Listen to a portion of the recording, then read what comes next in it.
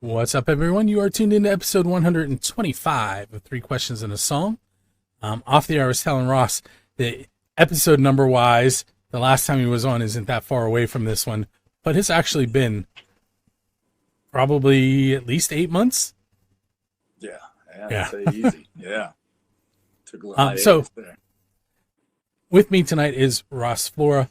I'm trying to remember the name of the song you were on for last time. Might have been Santa Ana Wind. Was it? I think it was a bird flying on the cover. Oh yeah. As the crow flies. As the crow flies. I, Yeah, I had Hawk in my mind, so it's a good thing I didn't just throw it out there. yeah. Close enough. And then when Danielle from Dead Horse Branding contacted me recently, it was a different song than the one we're going to do tonight. So anyway, for those people that aren't familiar with you and your music, Ross, why don't you give them just a real quick fly-by-night, here's what I do and what it might sound like. Yeah. Well, like Bill said, my name is Ross Flora. I'm based out here in Nashville, Tennessee. I've been out here for about 13 years, chasing this dream. Been playing music all my life, basically. Been singing all my life, playing guitar for the better part of 20 years now. And just started releasing music about 5 years ago. Songs have been stuck in my head for a long time, from a range of rock and roll, obviously a lot of country, Americana influences, a little R&B in there. And yeah, just kind of just been writing what's on my heart over these years, and gotten to culminate with a lot of great artists and folks out here in Nashville and back home in Roanoke, Virginia. And yeah. So As the Crow Flies, I would say, was kind of Southern rock-ish, and old habits that we're going to be talking about here in a little bit. I would kind of put that one in the country lane. Maybe you don't, but I, I'm terrible at genreifying all of them. I'm not very good at that, you know. So yeah, I'll take all of it. Yeah, I love the Southern rock, country, any of it. Yeah. so I'm going to ask you the three questions. The first one is the most important one because I was reading through, and I can't believe I missed this the last time. I'm a teacher, so I've heard that question. Well, when am I ever going to use this when I grow up? And I saw that you were an English major, and now you're writing music. So how did your English major play into your songwriting? I think it's a huge part of what I do now, songwriting, especially. Yeah, I didn't really plan on it. Honestly, I just kind of wanted to get a baseline kind of degree in case, if I couldn't make a living doing music, I wanted something I could either go back to school for, or a degree that would, cross a lot of platforms job wise. And just being able to communicate was what I was going for. But being able to study all the classic stories, and, just reading about and watching and reading about all the, archetypal type stories really gave me a depth, I think, in terms of studying all that. So it comes in handy a lot. Sometimes we'll be writing a song, I'll be co-writing it. I'll be like, man, this is just like, fill in the blanks. It could be, Beowulf or just some really old kind of traditional English program kind of thing that you'd never think a country song could relate to. But I'm like, yeah, it's kind of the same story, isn't it? So Very cool. And now I'm gonna turn that into a short and show it to my students. oh yeah, please do. Yeah, it pays off. I'm really not, because I try and keep them away from my podcasts. Oh gosh, man. Oh. I'll dub somebody else's voice and face over me, and then here, look what I found. Right. It's not your teacher here. Yeah. So much like the last time you were on, I looked through the information for the new track, and there are some pretty big names involved. You want to do a little bit of name dropping for us, and that doesn't count as a question.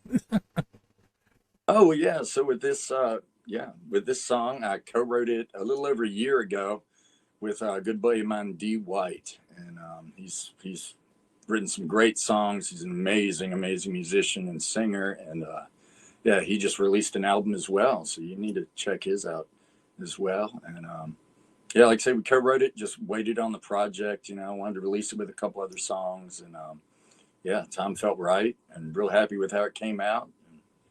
So yeah, Very cool. Um, so Old Habits is a single off an upcoming album. Is that correct? Like really soon being released, or it was just released? yeah, it's soon to be released here in a couple weeks. I'm not exactly, yeah. So I've got one more single that will be coming off of this EP of 6 songs I'll be releasing. And yeah, so this is the second song of those. The first one was Cornerstone, which was released about 6 weeks ago, or 8 weeks now. And then this Old Habits, which was at the time of this interview about a week and a half ago. And then so that means in about 4 weeks, I'll have another single called The Garden out. And that'll be the title track of the EP. Hey, so I'm going to ask you 2 crazy questions. I know we're well past 3 already. No, keep going, yeah. If you were able to sit down with any 4 musicians, living or dead, who would you pick, and what would you be interested in talking to them about over dinner? I mean, I first and foremost, Greg Allman, and just talk about his life. I've read his book a couple times over, his autobiography. It's an amazing read. I mean, I highly recommend to anybody out there. Probably Frank Sinatra. He's one of my favorite artists of all time, and yeah, just love his style. Just love to talk to him about the old days coming up. I mean, that must have been a wild time to be his career of playing and what he's able to do. And also about his singing style. I kind of studied that a lot about how to get that controlled power that he really puts out there. Let's see. I mean, Derek Trucks. This is an Allman Brothers heavy top 4 here, but yeah, Derek Trucks is my favorite guitar player of all time. So I watch everything he puts out there, all the interviews, and seems like a really cool guy to just have a dinner with, hang out with, and all that, and seems really down to earth. And then 4th, I'd say he's a guy that's just killing it. His name is Ian Thornley. He plays with this band called Big Wreck. Everybody say they call him your favorite guitar player's favorite guitar player. And he sings like, he sounds a lot like Chris Cornell, who's another one of my favorite vocalists. And but yeah, he just plays. I mean, he's a freak. Like he can shred, but he can also shred with soul. He plays kind of like progressive kind of music, but it's aesthetically pleasing, so it's got like soul to it. And yeah, I just like to pick his brain about what's going on in there, because he's like say he's a monster and a half. So Last question. So Kiss once played in a bay in Australia to sharks. Like they really? put the speakers in the ocean and they played the sharks. Metallica once played in Antarctica. My friend Jazz, who's on Music from the 412, not only played in Antarctica, but played at the South Pole. So my question is, what is a non-traditional place that you would like to perform? I mean, if Elon can get me to Mars, that'd be awesome. I guess, maybe the moon or something like that. But, I mean, here on Earth, I don't know. Whenever, maybe non-traditionally, I was lucky to be able to go over to Scotland. Got to see Isle of Skye. Spent a little time over there for my little sister's wedding about a year and a half ago, and I'd say a festival out there. It's right there on one of them locks. Maybe play to Nessie. That'd be pretty perfect. Very cool. I need to hook you up with Jazz now that I brought him up. He has a show called Jazz's Rock and Road Show, and all right. He is a producer. He owns a company called Rattleclack Entertainment, and he travels all over the world to produce conferences. And when he's out there, he records himself visiting the sites and museums and things and then he interviews bands, and then the bands play on the show. So, All right. I'm sure you wouldn't come to his house in the Pittsburgh area, but maybe you guys could find somewhere where he could record you in Nashville the next time he's in the area. Absolutely. So Yeah. I will put you on his radar, and I'll give you his information as well. Yeah, please do, right. man. So we're at the point where it's the and a song part. So tell us a story about old habits. It could be about recording. It could be what the song's about, where the what made it pop into your head and started it. Anything that you want to tell us about it. Yeah, well, let's see. So, I mean, I guess like as I've gotten older, I've been here in Nashville since I was about 22 years old, and I kind of met up with D and had this idea for like, why don't we write a lighthearted song about like our old habits and how dumb they were and kind of, what we learned from them, kind of make it like a lighthearted thing.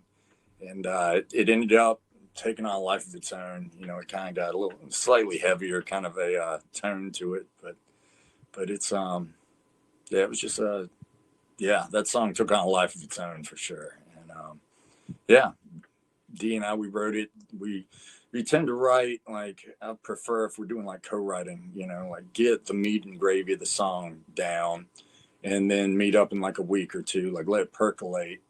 Like, don't fully finish it on the first. That's something I learned being an English major. You gotta have your drafts about stuff, and your editing processes and all that. And so we met up the second time, and we both had a couple notes that we ended up throwing in there and some edits, and that's where this song really kind of took on its own life.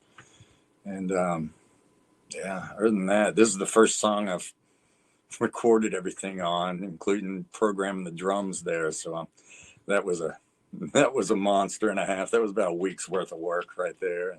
And learning how to do that, just barely learned how to do it, dipping my toe in the water. But That's how all of this came about. I figured it out via YouTube. Trial along and the error, way. Yeah. Hey, well, Ross, I want to thank you for hanging out with us tonight.